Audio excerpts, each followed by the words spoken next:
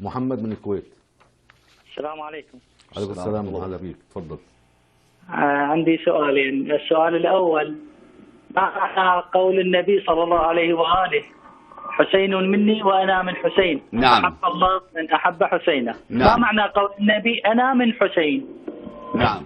يقول معنى قول النبي صلى الله عليه وسلم أنا من حسين، حسين مني وأنا من شوف، حسين. لما يتكلم النبي عليه السلام عن الصفات، لما يقول أنا من حسين وحسين مني، يعني حسين مني أخذ الصفات وأنا منه أصبحنا صفة واحدة. النبي عليه السلام يقول من حلف بالأمانة فليس منا، من غشنا فليس منا، يعني صفة المسلمين واحدة.